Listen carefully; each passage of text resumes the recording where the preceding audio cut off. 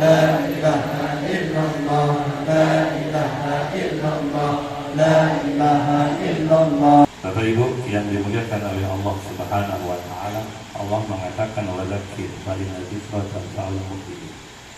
Bahwasanya kita diperintahkan untuk mengingatkan, karena sesungguhnya hal itu bermanfaat bagi orang-orang yang beriman kepada Allah Subhanahu wa taala. Dan adanya kematian adalah pengingat terbesar, mengingatkan diri kita bahwasanya yang akan meninggal bukan hanya almarhumah, tapi setiap kullu nafsin dha'iqatul maut. Baik dia seorang raja, sesakti apapun, manusia itu tidak ada yang boleh kekal. Yang kekal hanyalah Allah Subhanahu wa taala. Selain Allah Tuhan, Allah Subhanahu wa taala. Jadi penting bagi kita untuk senantiasa bersandar kepada Allah, untuk senantiasa menggantungkan diri kita kepada Allah Subhanahu wa taala, banyak meminta juga kepada Allah, dan juga menjalin hubungan akrab dengan Allah Subhanahu wa taala. Karena Allah sudah menceritakan selain Allah itu enggak wajib ada. Yang wajib ada hanya Allah Subhanahu wa taala. Kalaupun itu ada karena diadakan oleh Allah. Yang wajib wujud itu hanya Allah. Selain Allah tidak wajib ada. Maka seorang yang tidak akan kecewa, tidak akan gagal. Siapa? Mereka yang selalu bersandar kepada Allah Subhanahu wa taala. Bapak Ibu, karena pada akhirnya kita pun akan kembali kepada Allah. Baik kita siap, tidak siap, suka, tidak suka, bekal kita cukup, tidak cukup, kita wajib meninggalkan dunia ini. Kita wajib meninggalkan dunia ini. Walaupun kita tak mau, tetap wajib diberangkatkan. Dengan cara kita suka ataupun tidak suka. Maka ini pelajaran penting bagi kita. Dari pertama, bagaimana kita harus dekat dengan pemilik dunia dan pemilik akhirat, yaitu Allah Subhanahu wa taala. Seorang yang tinggal di satu wilayah, di satu RT, dia akrab dengan Pak RT-nya, insya Allah urusan dia akan mudah. Dunia ini ada pemiliknya, yaitu Allah. Akhirat juga ada tuan rumahnya, yaitu Allah Subhanahu wa ta'ala. Maka jangan sampai hubungan kita jauh daripada Allah, atau kita lupa kepada Allah Subhanahu wa ta'ala.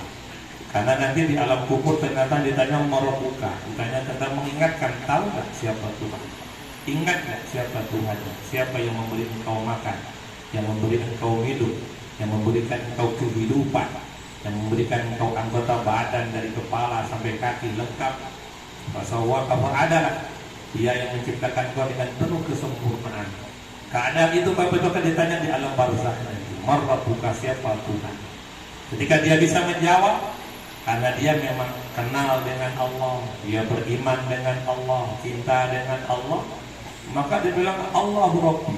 Insya Allah dengan kemudahan dia dengan Allah Tuhan saya. Namun Bapak Ibu rahimakumullah, yang kita khawatirkan apa Bapak Ibu? Bukan kita dagang tak untung, bukan sakit tak sembuh. Ketika ditanya mungkar nakir besok, siapa Tuhan, mungkin tidak bisa jawab. Karena hakikat ujian adalah di alam kubur nanti. Semua akan diuji. Secara umumnya akan diuji di sana. Ada ujian besar. Walaupun jawabannya sudah dibocorkan oleh alim ulama, soalnya jelas, jawabannya jelas, tapi ternyata yang jawab bukan mulut tapi hati. Sering ulama menyampaikan, coba mulut kita tutup, lalu kita ngomong, menyampaikan ke istri, aku mau keluar, paham gak dia? Ngomong dengan bahasa hati. Ketika lidah kita tidak bisa ngomong, kita nak ngomong, aku nak ke sana, itu mungkin istri payah pahamnya, Pak. Iya kan? Ngomong lah bang, tidak bisa ngomong. Yang ngomong hati, dia nak nerangkan aku nak ke sana, sulit mendengar itu. Istri tidak apa, ngomong apa, tiba-tiba enggak. Bapak Ibu, ini yang kita nak pikirkan, bahwa kita akan ada di alam barzakh, akan ditanya oleh mereka siapa Tuhanmu, nabimu, agamamu. Yang jawab bukan mulut kita, tapi hati kita akan yang jawab. Bahkan besok di hadapan Allah Ta'ala, lidah kita dikunci oleh Allah Ta'ala. Yang berbicara badan kita, kulit kita ngomong. Hari itu lidah akan dikunci oleh Allah. Tak boleh, tidak ada boleh ngomong. Semua dikunci. Lidah kita terkunci, yang ngomong anggota badan kita, kaki akan bicara. Berapa kali kita ke masjid? Tangan kita akan berbicara. Berapa kali kita nolong orang? Mata kita akan bicara. Berapa kali kita melihat emak kita dengan rasa kasih sayang? Berapa kali kau nangis karena kau masih berlumuran dosa kepada Allah Ta'ala? Anggota badan itulah yang akan menjawab di hadapan Allah Subhanahu wa Ta'ala.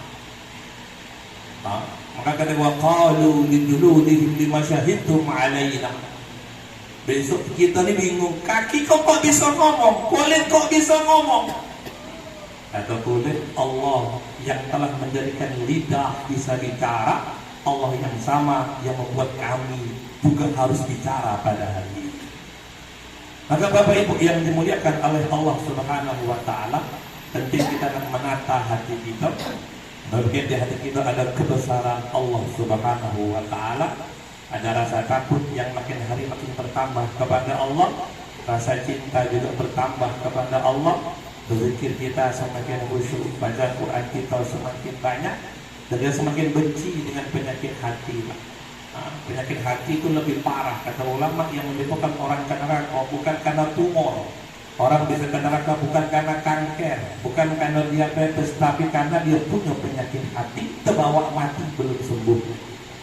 Irinya masih banyak, dengkinya masih berkembang, sombongnya di hati masih tinggi. Mutu biwazikum, mati terbawa penyakit itu. Itu yang menyebabkan dia tuh harus tinggal direndam dalam azab Allah Subhanahu wa Ta'ala. Karena di surga itu tidak ada boleh ada benci. Di surga itu damai, aman, tentram, makan enak, kemana-mana enak, ketemu orang tuh santai. Kan orang yang punya sifat di hatinya masih ada penyakit hati, tidak bisa tinggal di surga, tahu usir kalau masuk, seakan-akan demikian. Maka Bapak Ibu rahimakumullah, bersama-sama dengan adanya kematian, kita senantiasa mengingatkan kita akan berangkat. Nyai Mesirat dan Hijirah yang hatamkan Quran banyak, yang berzikir tutup beliau banyak. Kalau kita bisa mati, ada enggak yang mau doakan itu? Coba tanya anak itu. Nah, kalau bapak bisa mati, kok ingin baca Quran berapa kali untuk aku? Apa betul kalau kata anak? Tidak ada apa, aku namanya api. Coba tanya baik-baiknya. Harta kita pindah ke dia pasti, rumah kita pindah ke dia, mobil kita pindah ke dia, otomatis Pak. Cuma tanya, nak kalau bapak meninggal besok, kalau untuk aku nak khatam Quran 30 juz berapa kali? Nak baca tahlil untuk aku berapa ribu kali? Kalau Jumatan ada infak atas nama bapak nak berapa rupiah? Nak berani tak ngasih 50.000 Jumatan tuh nak? Satu anak itu kita lah Pak, aku nak mikir dulu. Ada yang bilang gitu, semoga bukan anak kita, Allahumma. Maka Bapak Ibu rahimakumullah, kita sama berpikir kalau kita berangkat, kira-kira cukup tak bekal yang ada, terus masih ada orang yang mendoakan. Nah, alhamdulillah, Allah itu Nyai Mesirah meninggal, anaknya banyak, cucunya juga banyak, cicitnya juga banyak. Saya berharap dari keturunan beliau bisa ada yang jadi ulama. Dari keturunan beliau ada yang hafal 30 juz, yang hafal ribuan hadis, menjadi tokoh agama, paham, menjadi anak-anak yang sangat berbakti, meninggikan derajatnya di hadapan Allah di hari kiamat nanti. Allahumma amin. Bapak Ibu rahimakumullah, demikian yang dapat saya sampaikan. Itu dijadikan orang-orang yang soleh dan solehah, amin ya rabbal alamin. Dan rumah apabila banyak kekurangan mohon dimaafkan.